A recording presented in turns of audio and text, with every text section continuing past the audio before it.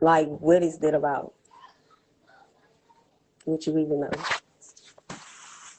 Um, it's hard to say because we we at the point now, the ones who haven't really figured out who they are, Mm. they they at the part now where they just want to tear something up because they feel that something ain't right and they don't know what it is.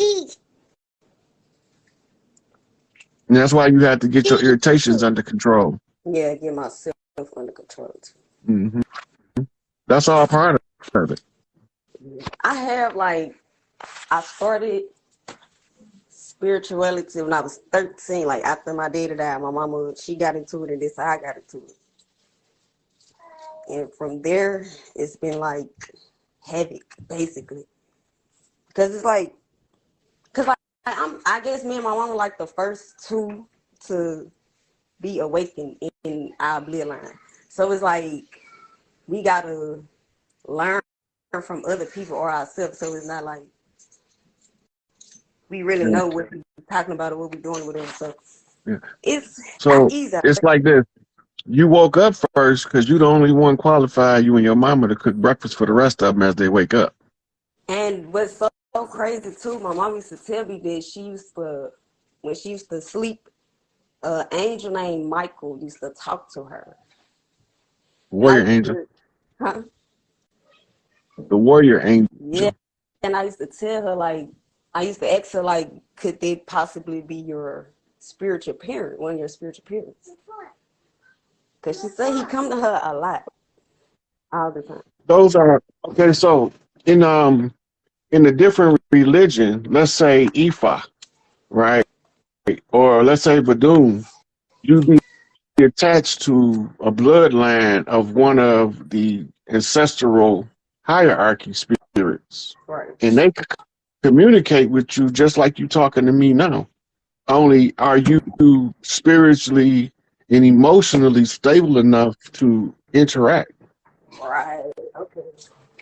It makes sense. Make a lot of sense.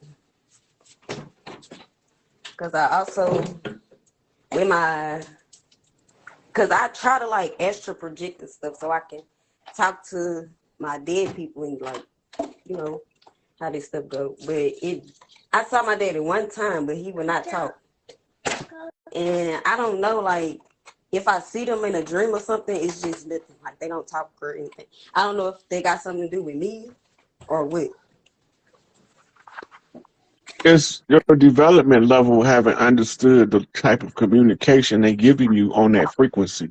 They might not talk with words. They might be telepathically talking to you and you looking at them, but you ain't grasping that they're using the mind to communicate with you. Right. Because they are on a higher dimension, right? Then I know they on a higher dimension than me. So, but We yeah, do all our ancestors is information in our DNA now. okay. So if we examine the self, what's in our DNA, it'll come forward and communicate um, through your subconscious mind. That's why you have to learn how to merge conscious with subconscious, which is a training exercise that's very difficult and it's lengthy to practice and learn. I have been trying to get into some spiritual practices, but like I said, I'm new to it, so I don't really know like too much about like the different practices and all of it stuff. Then when I do Yeah. research, some people you don't want to step on these people's toes and all it, crazy stuff. So I don't know. But I will figure it out. Thanks for Mhm. accepting the call. Nice talking to Okay. All right, you're welcome. I'm about to let another caller in. you. Okay. All right. Thank you, sweetie.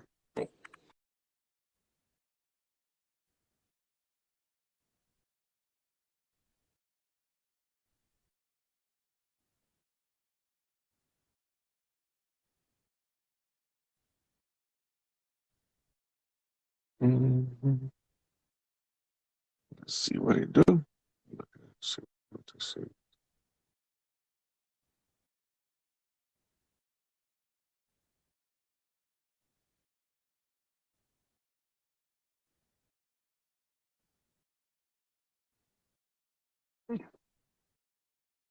While I was waiting on this other person to come in, how do we know what's our position in war, especially being a teen, and how do we live without the fake government?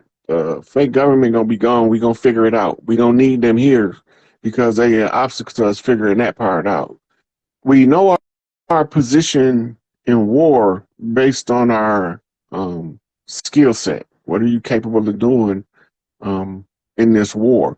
Right now, we fighting the information war, and we fighting the spiritual war. That's the remnants of an old conjure of amnesia that we was in to battle with people that look like us and determine if they would be able to deceive us into believing that we came from another part of the planet other than the Americas when we was already here. And so what we're looking at now is to rebuilding of our communities by understanding the mechanisms of economics, education, entertainment, labor law, politics, religion, sex, war, and health. So that's 10 areas that we can start to research until we figure out our qualifications as to how we can use what we know to best benefit the collective of our communities. I hope that answered your question.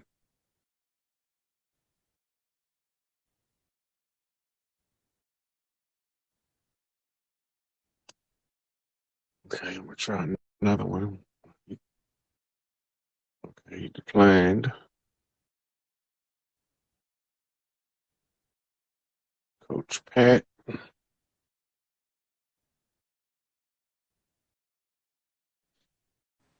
For anxiety, try St. John's wort and skullcap tea.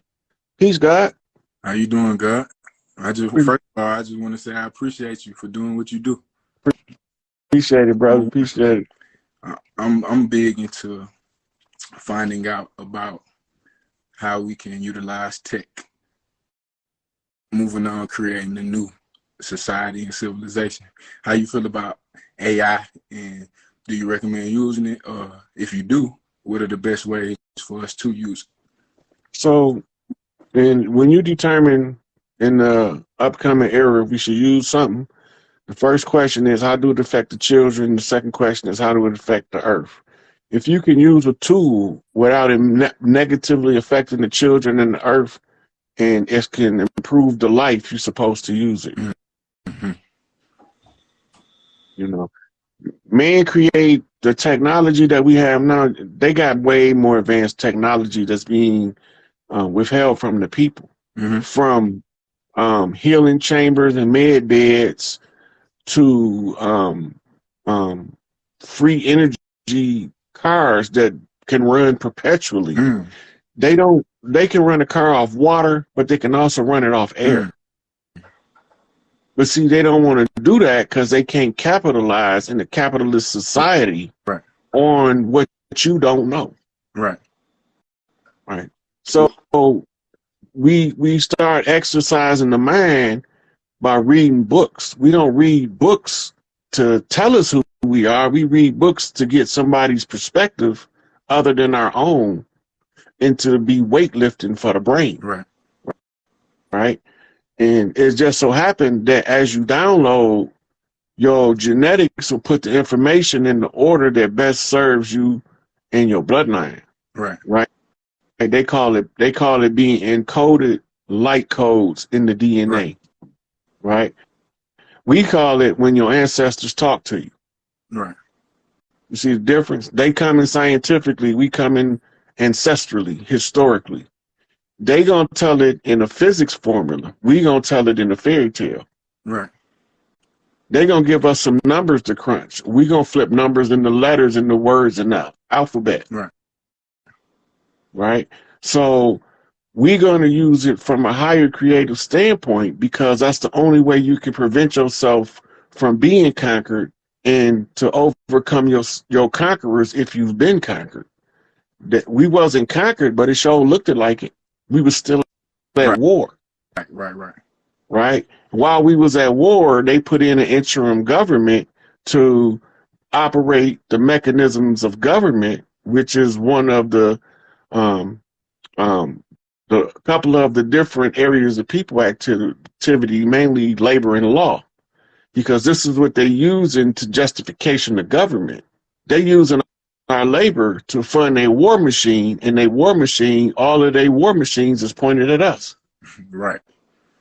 Right. But we don't know that because they stay apparently at war all over the world. Mm-hmm.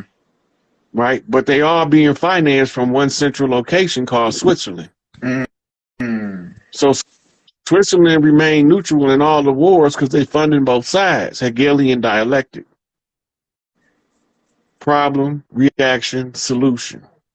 Keep them fighting among themselves. They'll never have the time to figure out they oppressed. Right. They'll never have a time to figure out that their heart is attached to the earth over here. They'll think they from somewhere else because we told them. They'll believe us wholeheartedly. Right. That don't feel right to me. Right. It feel like we should have a say in that. 100%. You know. I got one more question. Mm-hmm. I found my calling. My calling is to teach my community about health and wellness. One of the big challenges I'm running into is getting people to take that portion of their life seriously. Well, I also teach health and wellness, and I know exactly where you're coming from. People believe that these diets they have in us is our natural diet, where they wouldn't have to worry about health and wellness. Right? The misdirection, switching out the bison with cows. We don't know why they did that. Right, because cows are native to this land. No. And all cows are hybrids. Right. And if you notice, they've been blowing up and setting ablaze and killing mass slaughter of cattle. I have. No. That's so that the farmer can recoup it on the insurance before the corporation go down. Because there ain't going to be no GMO allowed, no artificial food to the people. But we first have to get to the position where we can control our own food development, our own farmers, right? But as for now, you're starting to see it all over the chicken farms. They are collecting that insurance money. They can't sell the GMOs coming in from the farm now.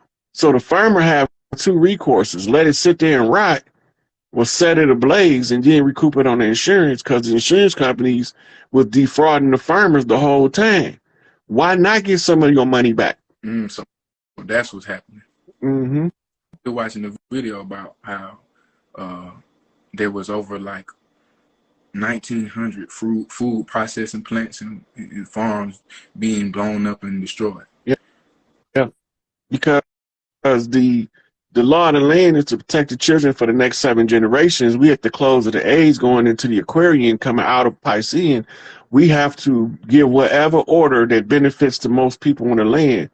So I say no more GMOs, and all of a sudden all that stuff start happening. I see vast opportunity as well. Yeah. It's a vacuum created from the side effect. So that must mean we really got to take creating for self more serious. But they pushing us away from that so much. If you see the commercials, the ads, the marketing, the promotion, it's all to lure the mind into disregarding what's in the best interest of the self. That's what it's all about.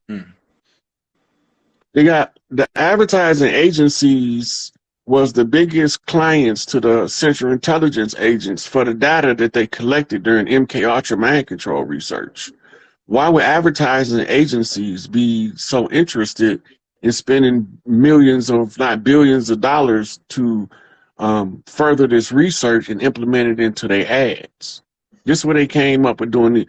MK Ultra did the Coke popcorn experiment on the single frame of a video to determine how it would affect the people, and popcorn and Coke sales shot up. So that immediately caught the advertisers' attention. If they can make the Coke sales go up and the popcorn sales go up, What would it do to put a naked lady on the Budweiser commercial for a guy that drinks beer? Right. Right. So she advertising the beer for a man and she in a bikini. Right. So but it just kept on replicating the same system. Yep. Using it in different ways on pictures, in magazines.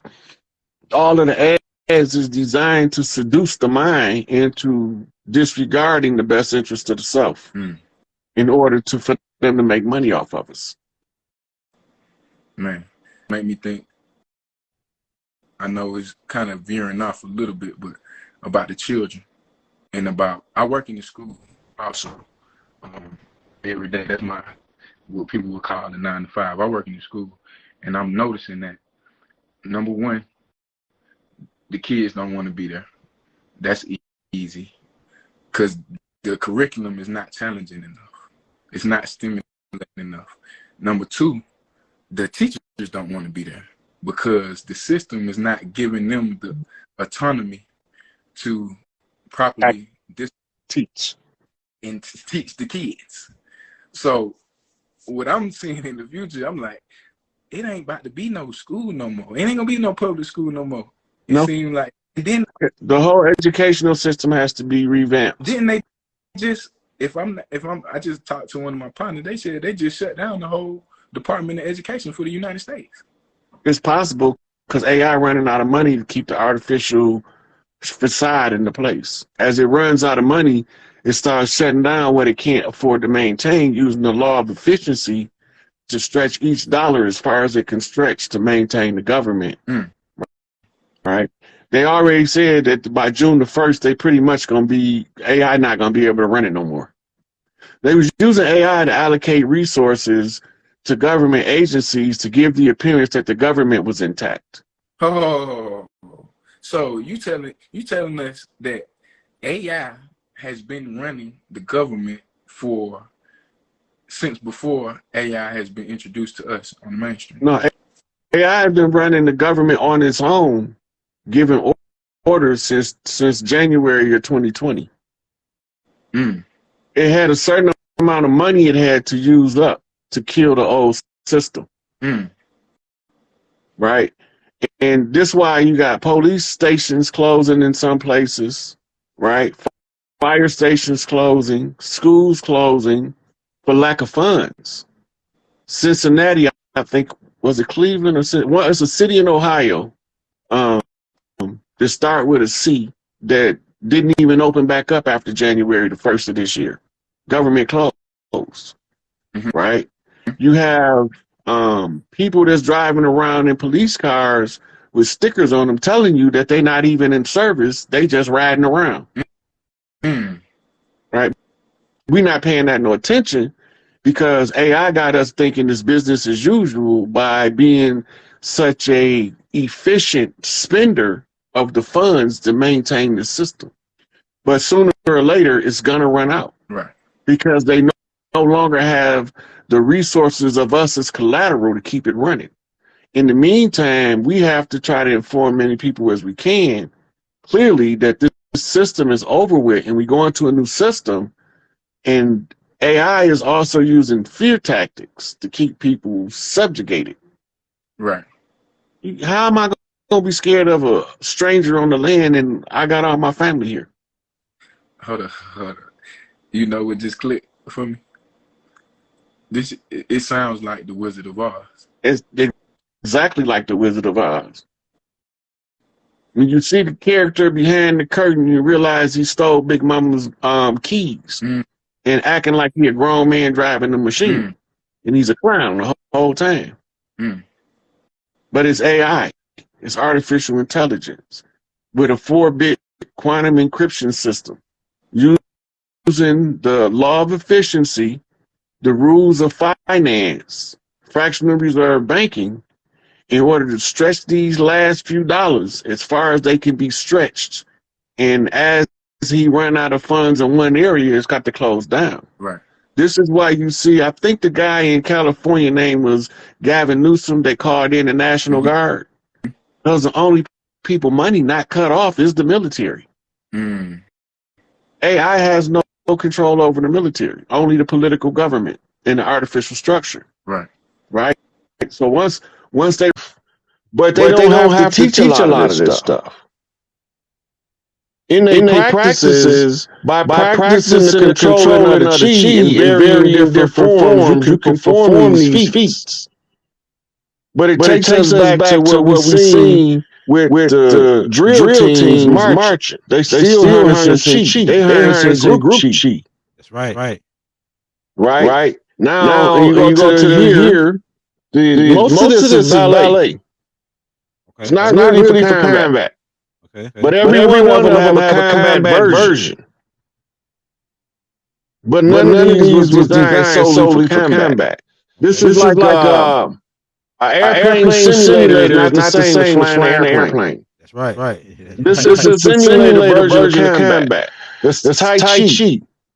And at the same time every day, all the trainers get out and they doing Tai Chi in the park. Pull it up. Tai Chi in the park. Okay, let's do China. Let's do it. You see the way other people know this information of harnessing the energy to effectuate change in the environment around them. This is the beginning of what we call God knowledge. Put it up on YouTube so I can see the movements. I put it up on YouTube. I think I would do it.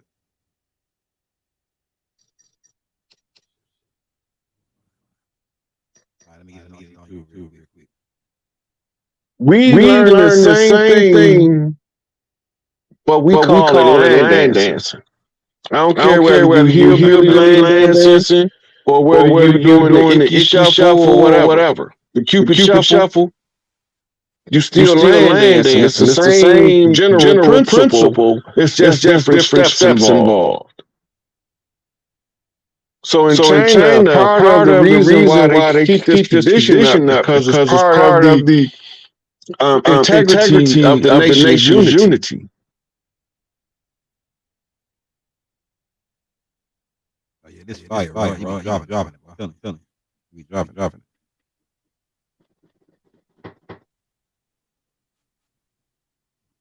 People were saying it's fake, man. That cheese fake. No, this is the ballet version of one of the most deadly martial arts. That's the mock. But this ain't why we want it. It's teaching you to harness the chi in it. Once you know what it feel like, you can build it. You can use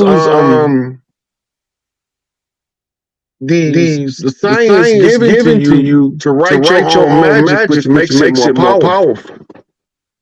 And that's why every sorcerer, witch, warlock, priest, they all got what we call grimoires, diaries, journals, right? Even scientists keep journals. This is because in journaling it, you can review it as if you're somebody else. And it'll show it to you from a different angle. Right? You repeat stuff over and over until you master it. Once you master it, you create grooves. You create grooves in your psyche that allows you to be able to perform muscle memory flawlessly. These moves is to mimic muscle memory or train muscle memory where you don't need a whole lot of strength. This sword fight here, this is a little bit different. Yeah, they doing like let me get a good one. So this energy is they drawing from within. They pulling this energy from within. You know what I'm saying? Right. And then when they all doing it together, it's expanding the energy. It's allowing them to have greater control of their spiritual awareness. That's why they don't have any problem talking about that. The what? Okay. This is what it look like in a group. With no 3 man, 300 men. Yeah. So this is what it look like in a group doing it. Yep. So it's group cohesion. Okay. Yeah.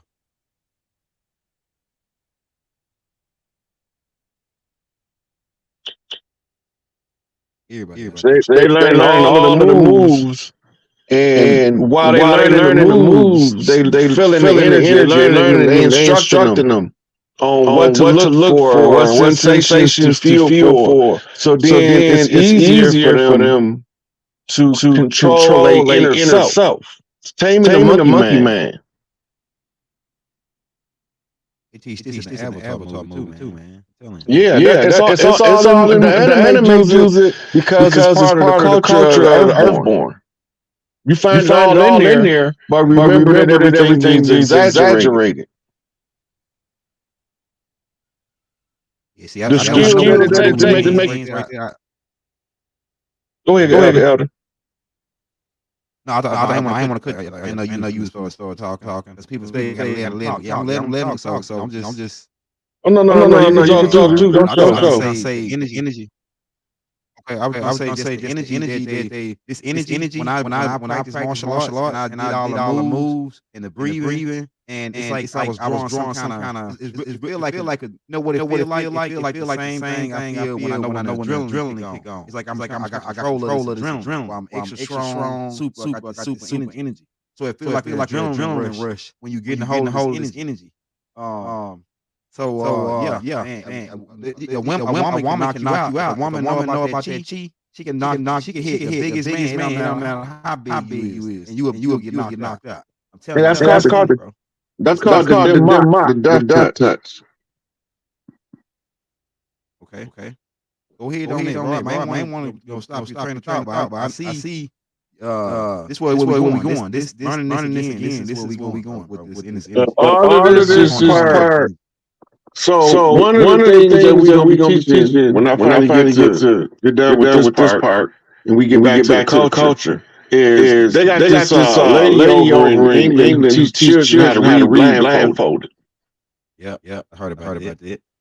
Matter of fact, you can put reading blindfolded. Children reading blindfolded in YouTube. They can see what I'm talking about. I'll tell you what video it is. But the mind can perceive well beyond the known five senses. But if you never activate any of the higher senses, scroll down some.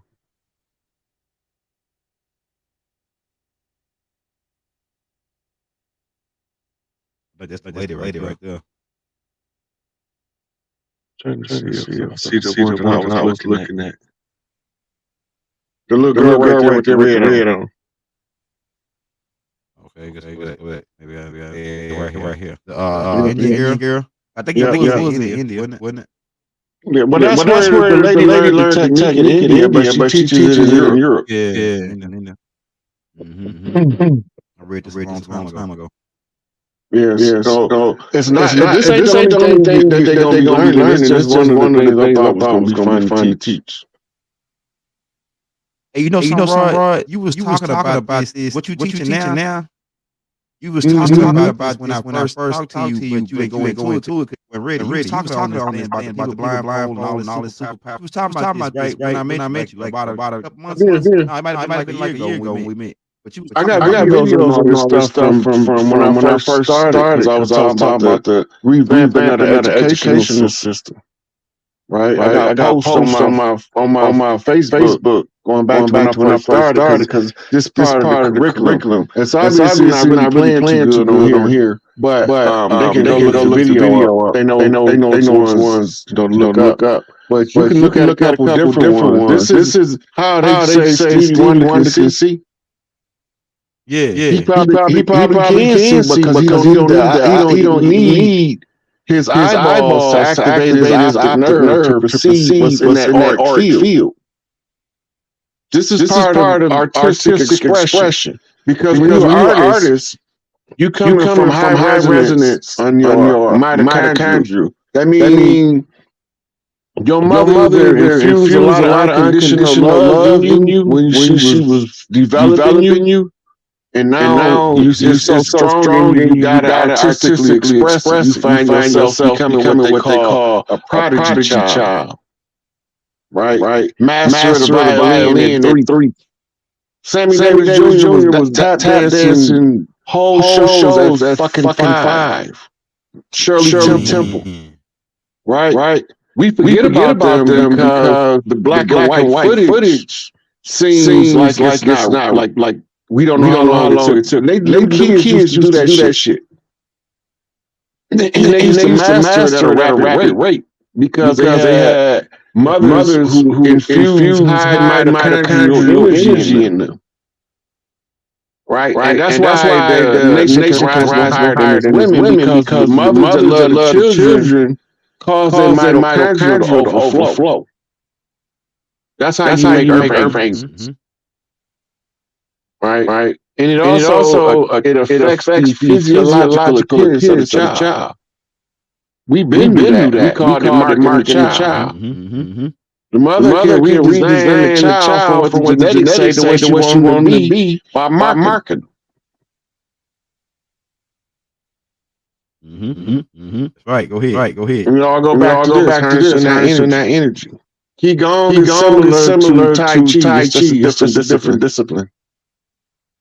Okay, all right. Yeah, I was gonna ask you this, Rod, because I saw these parents making them develop their superpowers, like reading blindfolded, and some people get forced to use those, like Ray Charles, blind, so he had to develop his ears, other senses more than his seeing senses, and it pretty much gave him a superpower.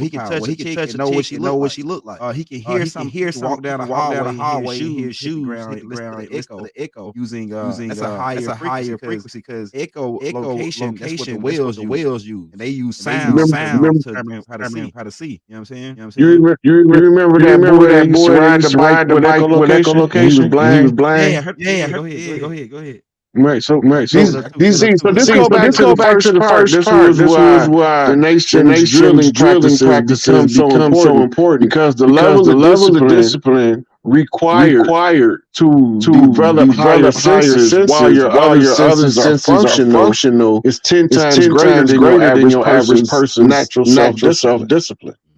You need the external training that you force yourself discipline to that develops your willpower strong enough in order for you to learn how to master higher disciplines and activate your higher senses. You can't get into magic without learning that. And this is what the last dragon was about.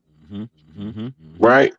Now remember, he ain't never know he was the master until that woman told him. That's right. Everybody else told him it didn't really stick. Yeah, that's right. Go ahead. Because on Earth, you can't be the master unless that woman say, he the master, and present you to other women to see if you really the master. Right. Is you the nigga you say you represent yourself to be? Is you really the baddest motherfucker ever born? Yeah. And I look around, I don't see nobody better than me but me. Bad boy, Brad. Yeah.